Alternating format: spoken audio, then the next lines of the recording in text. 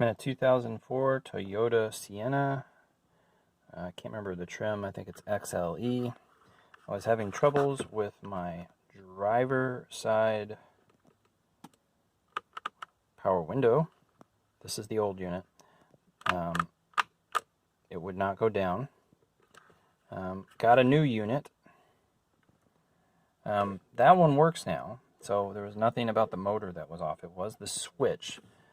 But the problem is the new switch, you're going to notice we got a gray bottom and a black bottom.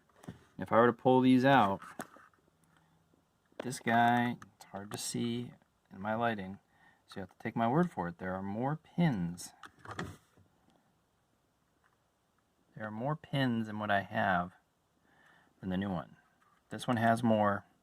The new one I bought has fewer, and they are unfortunately not compatible. So if you have this, one of these switches doesn't work, and you go to replace this, make sure you get, it is worth pulling ahead of time the one screw out and pulling this guy out and counting your pins and checking your bottom plate color and get the same. So if you have a black one or whatever it is, get a black one. If you have a gray one, get a gray one. They do not play nice in between. Get your right color, match your parts up carefully.